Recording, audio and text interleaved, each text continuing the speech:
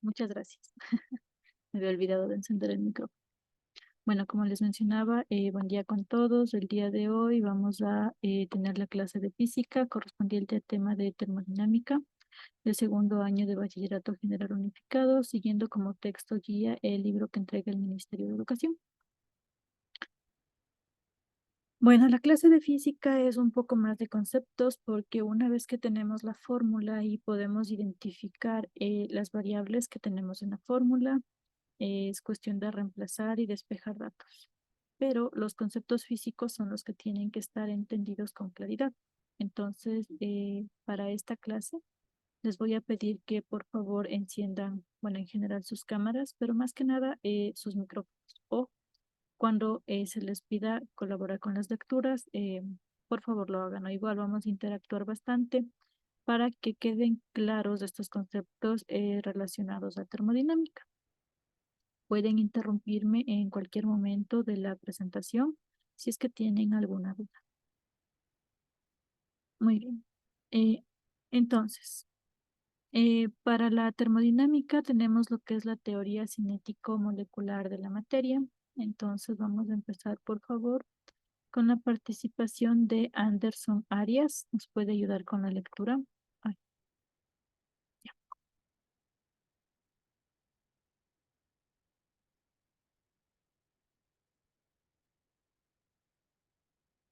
ya, por favor.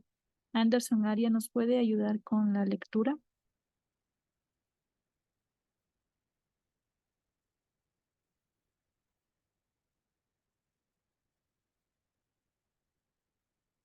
Ok.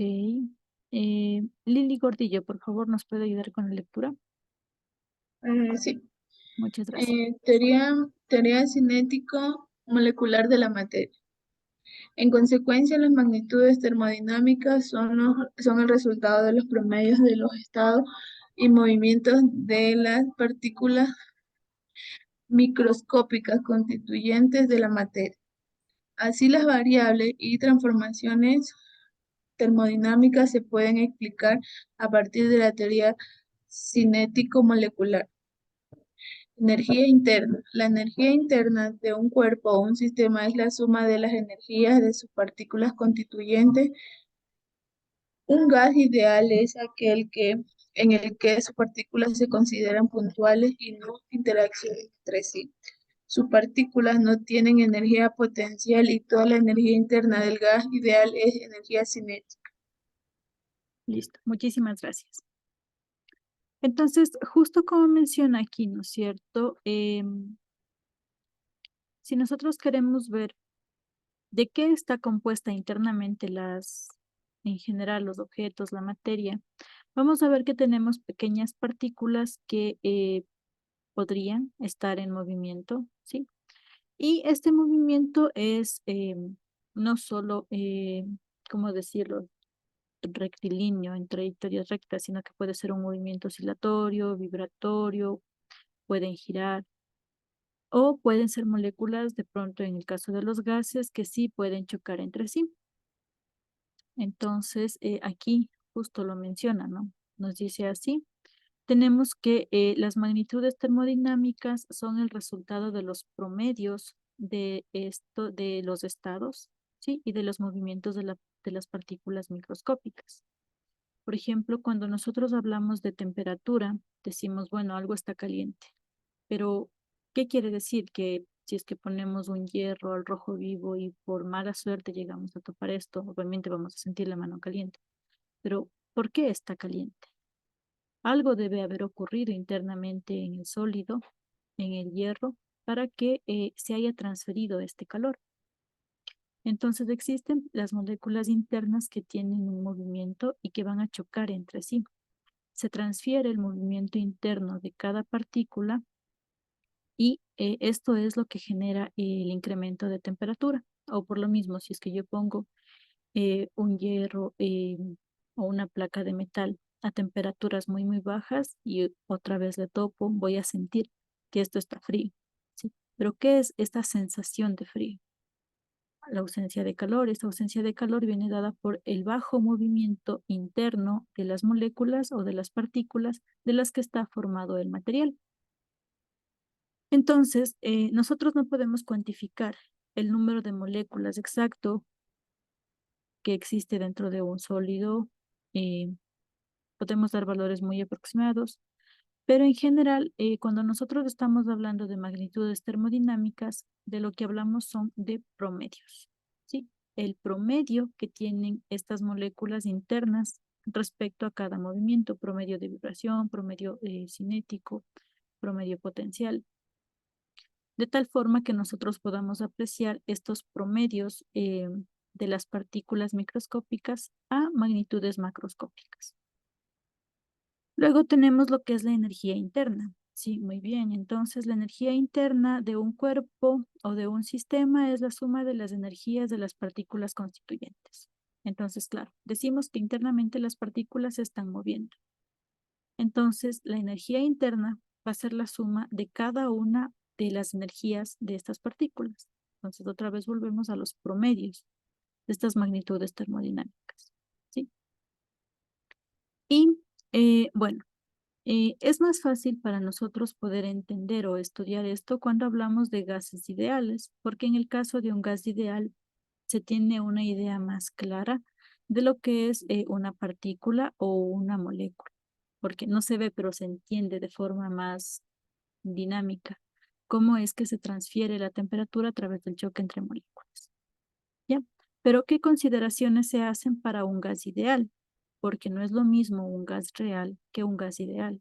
Entonces, hablando de los gases ideales, es aquel en el que sus partículas se consideran puntuales, ¿sí? Porque a pesar de que nosotros decimos, ah, bueno, una partícula, no sé, microscópica, como es tan pequeña, podría ignorar yo el radio de esta partícula, pero no. Para el caso de los gases reales, sí se considera de verdad las dimensiones que tienen estas partículas.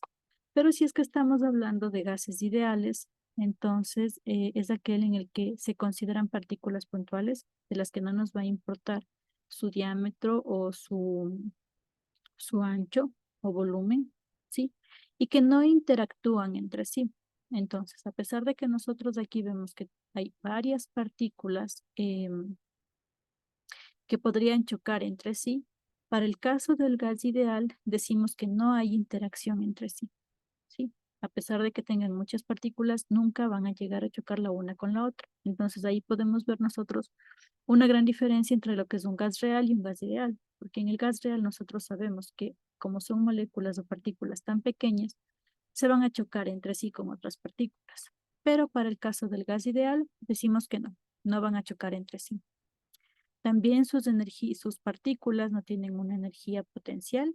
¿Sí? ¿A qué nos referimos con energía potencial? No estamos hablando de la energía potencial gravitatoria, porque en el caso de partículas microscópicas, no hay, la energía potencial gravitatoria es tan pequeña que podría ser insignificante entre ellas. Sin embargo, existen otro tipo de energías potenciales como la energía potencial eléctrica. Y eso sí es notable en el caso de partículas dependiendo del tipo de compuesto que tiene. ¿Sí? Pueden ser polares, no polares, dipolares, entonces existe una energía potencial eléctrica. Pero para el caso del gas ideal decimos que las partículas no tienen energía potencial y además que toda la energía interna del gas ideal es energía cinética. ¿Sí? Entonces, si no hay energía potencial, la única energía que nos queda es la energía cinética. ¿Sí? Entonces, las partículas internamente se mueven por energía cinética, no interaccionan entre sí y se consideran puntuales. No vamos a considerar los volúmenes o las dimensiones que tengan. Eso para el caso de un gas ideal. Entonces, ustedes pueden darse cuenta que para hacer modelos físicos, como calcular presión, volumen, temperatura de un gas ideal, se están obviando muchas cosas que, bueno, uno puede decir, ah, es que son dimensiones muy pequeñas para una partícula. Pero en el caso de gases reales, estas dimensiones pequeñas tienen importancia, una importancia de relevante. No está tan lejos de la suposición de que se tiene un gas ideal, pero existe una diferencia. Muy bien, entonces tenemos esto con respecto al gas ideal. Entonces aquí tenemos también lo que es la energía interna. Por favor, nos pueden ayudar con la lectura. A ver. Sebastián, ¿nos puede ayudar con la lectura, por favor? Ya, Muchas gracias. energía interna. Llamamos energía interna de un cuerpo a la energía total de las partículas que lo constituyen. Es, es decir, a la suma de todas las formas de energía que poseen sus partículas, átomos, moléculas e iones. Ya, muchísimas gracias. Entonces, como mencionábamos antes, ¿no es cierto? Nosotros podemos, en general hablamos de partículas, o sea, ¿pero qué es una partícula? Entonces, cuando nosotros decimos partículas, podemos estar refiriéndonos tanto a átomos como a moléculas o iones, ¿sí? Entonces, cuando en general se habla de partículas o ustedes leen un enunciado que dice una partícula tiene un radio, no sé, cercano al radio de Bohr. Bueno, cuando se hablan de partículas, puede ser que esta partícula sea un átomo, una molécula o un ion, y nos habla de la energía interna. Entonces, esta energía interna es la energía total de las partículas. Estas partículas, bueno, estas energías es la energía total. Me voy, ¿A qué se me refiere voy, con dice. energía total? Por favor, ¿nos pueden ayudar silenciando los micrófonos? Gracias. Ya, entonces, ¿a qué se refiere con energía total? Nosotros hablamos de energías, tenemos la energía cinética, la energía potencial, y entre estas energías potenciales tenemos la energía potencial elástica, potencial gravitacional, energía potencial eléctrica. Entonces, nos dice que la energía interna de un cuerpo es la energía total. Y esta energía total es la suma entre las energías cinéticas y las energías potenciales, en el caso de que tenga, de las partículas que lo constituyen. ¿Sí? Es decir, bueno, la suma de todas las energías. Entonces, todas las energías que pueda tener un cuerpo son, bueno, una partícula, son las que se van a sumar y van a darnos como resultado la energía total. Entonces nosotros dentro de un átomo, bueno, en este caso no es un átomo, sería visto de un cristal, ¿sí? Esta es una estructura cristalina. En la estructura cristalina existen fuerzas atractivas y repulsivas entre las partículas. Entonces acá nosotros podemos ver cómo las dos partículas del frente se están repeliendo entre sí, quieren alejarse, mientras que las dos partículas de los costados intentan atraerse, ¿sí? Las flechitas de aquí nos indican. Entonces, para los sólidos cristalinos, sí, esta es una estructura cristalina de un sólido, pueden tener diferentes tipos de movimientos. Las partículas que lo conforman pueden tener diferentes tipos de movimientos, que son el movimiento de traslación, que las partículas puedan moverse internamente, el movimiento de vibración, que puede ser que se, así como aquí, siempre las partículas están vibrando, los átomos están vibrando, o los movimientos de rotación, que estas partículas no estén solo trasladándose o vibrando, sino que aparte de eso estén rotando respecto a un centro de masa, como, bueno, respecto a su centro de masa. Entonces, internamente, estos son los movimientos que pueden tener las partículas, ¿sí? Lo que hace que puedan tener temperaturas, por decirlo así, en el caso de que sea de que se hable de la temperatura. Entonces, este tipo de movimientos son los que le dan a las partículas la energía interna. Entonces, tenemos movimientos de traslación, vibración o de rotación. ¿Ya? Y vamos a pedir la ayuda para la lectura del siguiente párrafo, por favor. Entonces, nos puede ayudar con la lectura Alejandro Arévalo.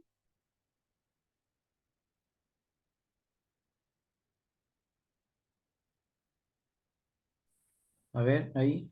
Sí, muchas gracias. A ver. Es fácil comprender que la energía interna es una magnitud extensiva, porque es directamente proporcional a la masa del cuerpo y al movimiento. Esta energía nos permite definir dos conceptos bien conocidos desde la antigüedad, pero cuyo significado no es fácil de precisar: temperatura y calor. Listo. Muchísimas gracias. Entonces, nosotros tenemos aquí lo que es la temperatura y el calor. La temperatura va a estar directamente relacionada con el promedio de la energía cinética de las partículas que lo conforman. Y el calor va a ser cómo se puede transferir, este calor a los diferentes cuerpos. Veamos si tenemos acá formas más fáciles o claras de explicar esto. Primero vamos a hablar de la temperatura. Entonces, voy a empezar yo. Según la teoría cinético-molecular de la materia, las partículas de los cuerpos se mueven constantemente con velocidades variables. Entonces ya habíamos mencionado esto, ¿no es cierto? Aquí internamente ponemos el ejemplo de un líquido en las que sus partículas pueden moverse. Y puedo yo decir que, bueno, la partícula de acá arriba se mueve hacia la izquierda, la otra partícula se mueve hacia la derecha, una hacia arriba, otra hacia abajo, y cada una se va a mover con una velocidad diferente. Y el simple hecho de que choque con las paredes del vaso que la contiene hace que cambie su dirección y podría haber pérdida de energía y podría disminuir su velocidad. O si es que estuviera expuesta a un medio externo con una energía más grande, entonces haría que incremente su velocidad. Entonces, las partículas de los cuerpos se mueven constantemente, pero con velocidades variables. ¿Sí? Es lo que nos dice la teoría cinético-molecular de la materia. Muy bien, el siguiente.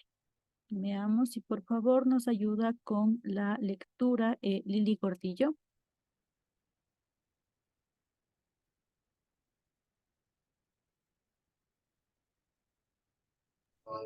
Sí, Muchas gracias. este movimiento recibe el nombre de agitación térmica y revela que posee energía cinética. Un cuerpo tiene mayor agitación térmica si sus partículas se mueven a mayor velocidad. Ya, muchísimas gracias. Entonces, sí, nosotros hablamos ya de que las partículas internas tienen energía cinética, de que la energía cinética o el promedio de la energía cinética de estas partículas va a estar directamente relacionado con la temperatura. Entonces, cuando nosotros decimos voy a medir la temperatura de algo, en realidad lo que estamos midiendo es el promedio de la energía cinética de las partículas internas que componen el material de lo que queremos medir la temperatura. Este movimiento, ¿sí?, recibe el nombre de agitación térmica y, bueno, si es que existe movimiento o agitación térmica de las partículas, entonces necesariamente tiene que existir una energía cinética, como ir de la mano, es como decir lo mismo. Y claro, mientras un cuerpo tenga mayor agitación térmica, entonces sus partículas se mueven con mayor velocidad. ¿Sí? Hablábamos de los gases ideales. ¿Qué pasa con un gas ideal? Entonces, en un gas ideal, la energía cinética de traslación promedio del conjunto de sus partículas es proporcional a la temperatura absoluta del gas. Por lo tanto, su energía interna es proporcional a la temperatura. ¿Sí? ¿Y qué habíamos dicho? ¿Qué consideraciones se tomaban para un gas ideal? Veamos qué tan atentos estaban. Eran 3 consideraciones importantes. Sebastián, ¿cuál es una de las consideraciones importantes para el caso de gas ideal?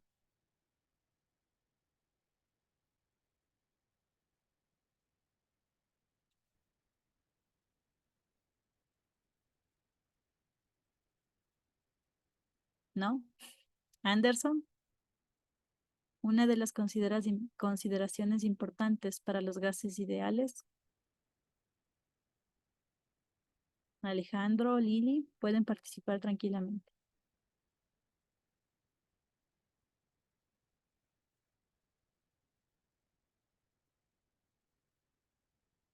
Muy bien, participo yo.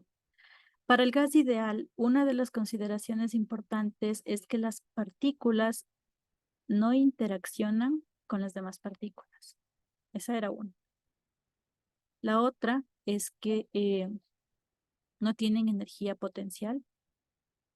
Y la otra era que no son partículas puntuales, o sea que no nos interesan sus dimensiones. ¿Sí? Entonces, Eso es importante tener siempre en mente o siempre presente cuando hablamos de un gas ideal. Y ya la energía cinética de traslación promedio está relacionada con la temperatura.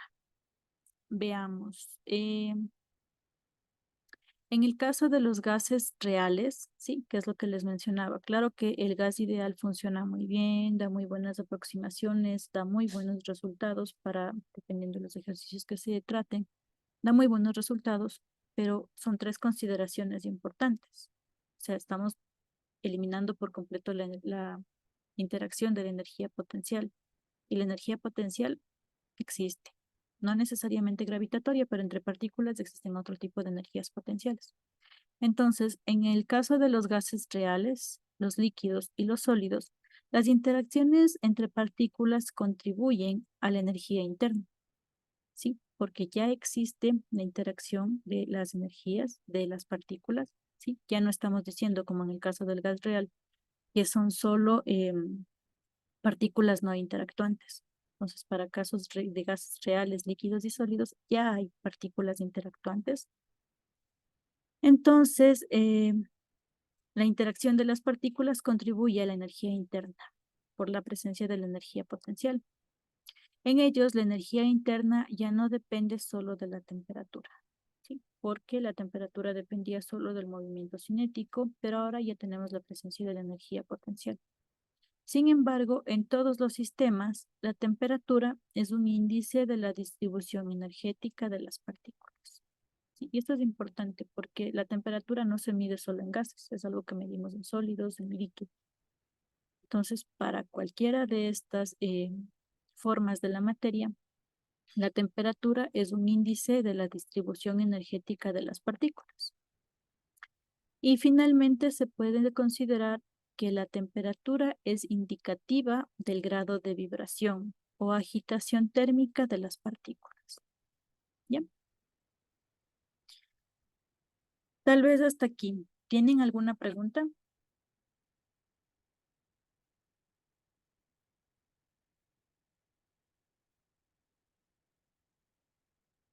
Muy bien. Cuando nosotros hablamos de temperatura, tenemos que tener escalas que nos permitan medir estas temperaturas. Esta escala, así como cuando medimos centímetros, ocupamos una regla, un metro o una cinta métrica. Cuando queremos medir el tiempo, utilizamos un reloj.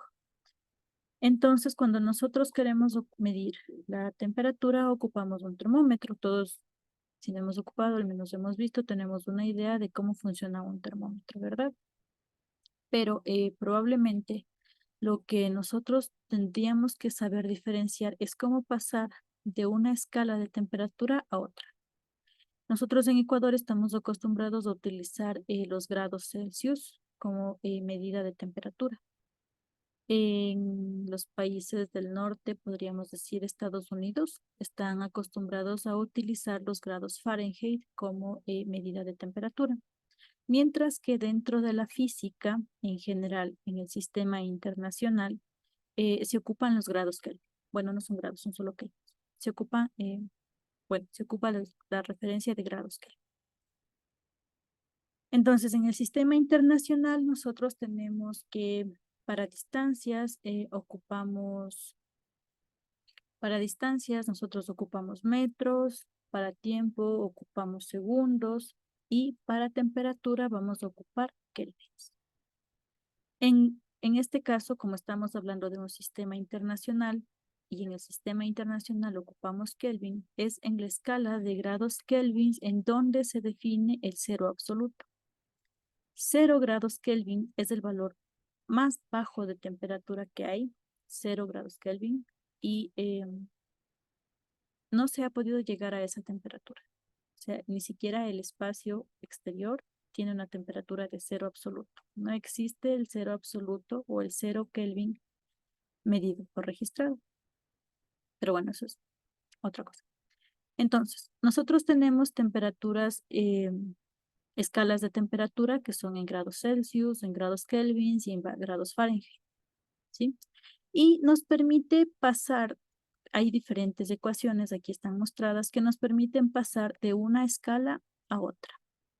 Entonces, si nosotros tenemos, habíamos dicho que el cero absoluto, entonces cuando ustedes vean en algún enunciado de un ejercicio o escuchen o lean que hablan del cero absoluto y no necesariamente van a decir 0 grados Kelvin, sino solo dicen cero absoluto.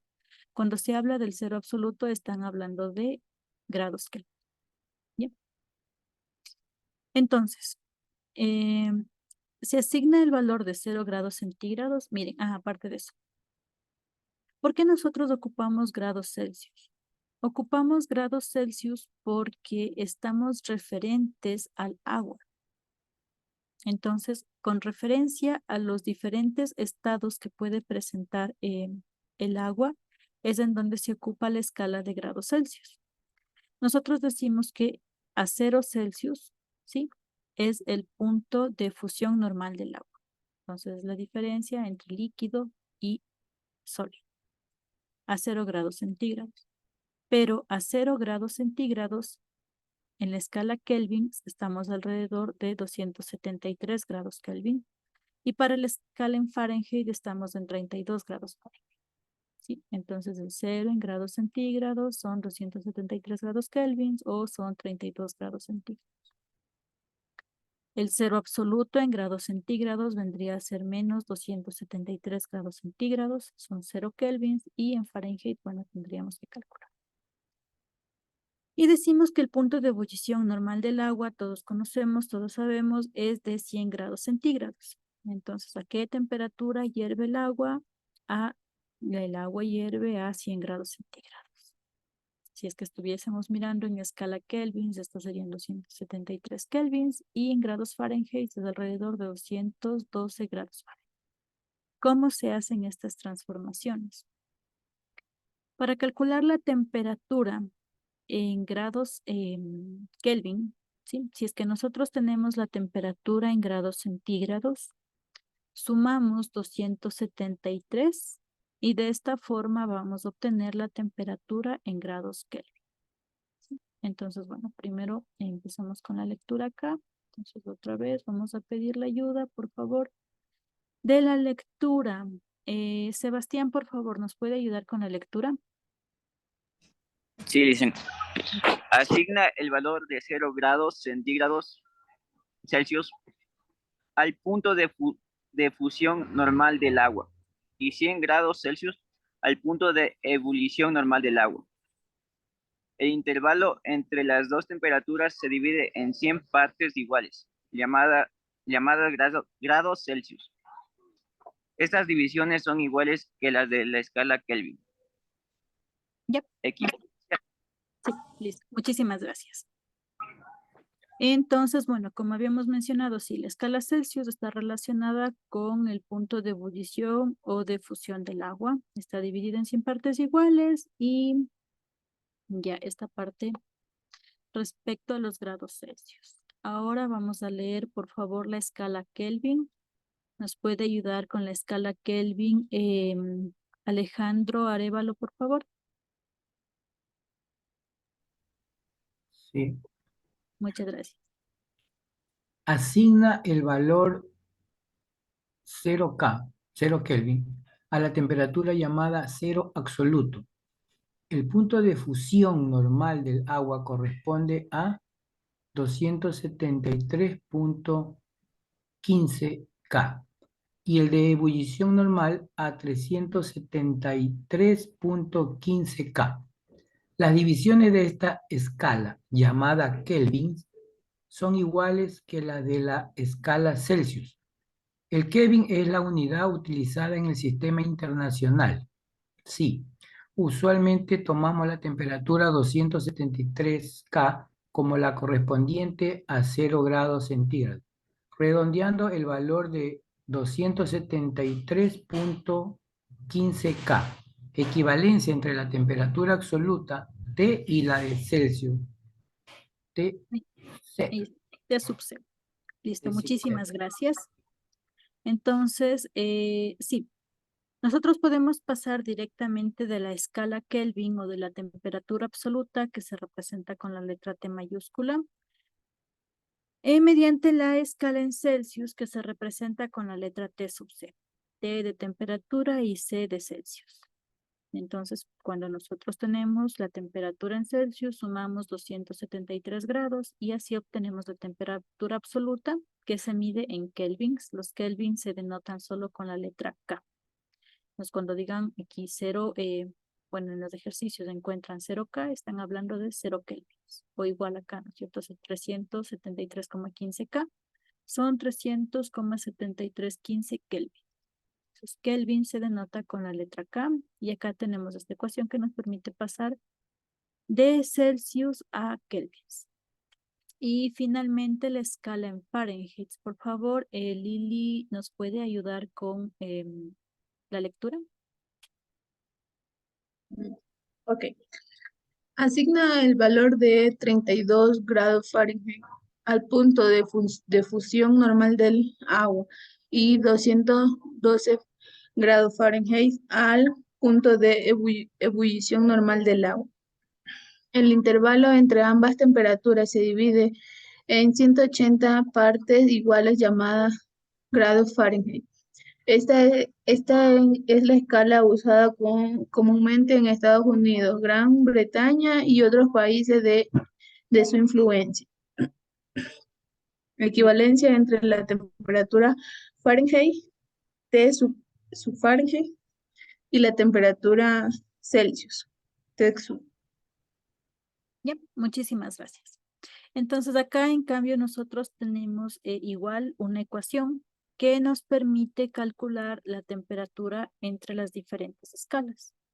Entonces, si nosotros tenemos, o si el ejercicio nos da, o si en algún momento han viajado o van a viajar a países como Estados Unidos, en general países del norte, donde ocupan temperaturas en Fahrenheit, y pasa mucho y es muy importante poder hacer esta transferencia de temperaturas. Si es que tenemos el dato de temperatura en grados Fahrenheit, entonces restamos 32 grados, bueno, restamos 32, dividimos todo eso para 9 y multiplicamos por 5.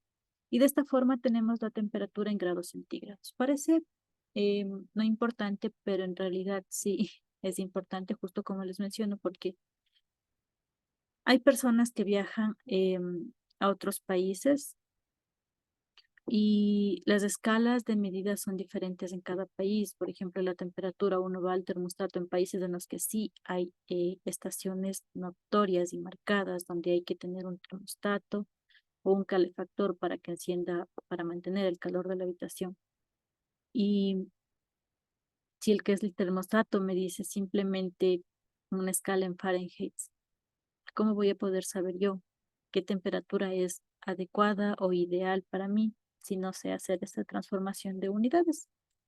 Entonces, tenemos la transformación de unidades de grados Fahrenheit a grados Celsius utilizando esta ecuación. Y en el caso de que se resuelvan ejercicios un poco más complejos referentes a la física, que es en donde se ocupa la escala de kelvins o la temperatura absoluta, entonces también tenemos el paso de temperatura en grados centígrados a temperatura absoluta. Entonces acá, si es que nos dan de Fahrenheit y nos piden a escala absoluta en kelvins, entonces tenemos que pasar primero por esta ecuación y una vez que tenemos los datos en centígrados, vamos a temperatura absoluta. Dicho esto, acá tenemos dos ejemplos. Bueno, uno primero. El primer ejemplo que nos dice que, dice, en un boletín de las noticias de Estados Unidos informan que la temperatura en Florida es de 91 grados Fahrenheit. ¿A cuántos grados Celsius corresponde y a cuántos grados Kelvin? Entonces, sí, las noticias en Estados Unidos vienen en grados Fahrenheit. Y como habíamos dicho, para pasar de grados Fahrenheit a centígrados podemos utilizar esta ecuación o directamente ya donde se despeja la temperatura en grados centígrados es 5/9 multiplicado la temperatura en grados Fahrenheit menos 32. Entonces reemplazamos los 91 grados Fahrenheit en la temperatura aquí y realizamos las operaciones. Nos dice que son 32,8 grados centígrados. Cuando ya tenemos la temperatura en grados centígrados, pues podemos pasar a la temperatura en kelvins, que nos decía que tenemos que sumar la temperatura en grados centígrados más 273. Y esto nos da los 32,8 más 273 igual a 305 grados Kelvin. Entonces, son lo mismo 91 grados centígrados, perdón, 91 grados Fahrenheit, 32,8 grados centígrados y 305,8 grados Kelvin. Sí. Son exactamente las mismas temperaturas, pero están medidas en escalas diferentes. Es como cuando se tiene la diferencia entre pulgadas y metros, ¿sí? Bueno, pulgadas y centímetros, pies y metros. Entonces son las mismas medidas en diferentes sistemas de unidades. Y acá tienen otro ejemplo, ¿sí? Donde me pide expresar en grados Fahrenheit y en grados Kelvin, si es que la temperatura es de 37 grados centígrados. Entonces, la temperatura son 37 grados centígrados. Y para pasar de centígrados a Fahrenheit, lo que tengo que hacer es en esta ecuación reemplazar y despejar. Entonces, de esta ecuación despejo la temperatura en grados Fahrenheit. Y después de despejar de esta ecuación, me queda que la temperatura en grados Fahrenheit son 5/9 de la temperatura en grados centígrados más 32. Entonces, aquí en donde estaba la temperatura en grados centígrados, reemplazo acá, 37, ¿sí? Sí, es verdad, temperatura en grados Fahrenheit son 9/5. Aquí está el revés. No es 5/9, es 9/5. 9/5 multiplicado por 37 y más 32. Y esto me da 98,5. Si aquí hay un error, no es 5/9, son 9/5. Esto está dividiendo, pasa a multiplicar 9/5. Y cuando queremos calcular la temperatura en grados Kelvin, la temperatura en grados Kelvin es la temperatura en centígrados más 273. Centígrados son 37. Más 273 que me da 310 grados Kelvin. Entonces lo mismo. La temperatura de 37 grados centígrados equivale a 98,6 grados Fahrenheit y a 310 grados Kelvin. ¿Sí? Tal vez tienen alguna pregunta. Ok, entonces nos queda menos de un minuto. Vamos a dejar de compartir pantalla. Sí, vamos a finalizar la reunión.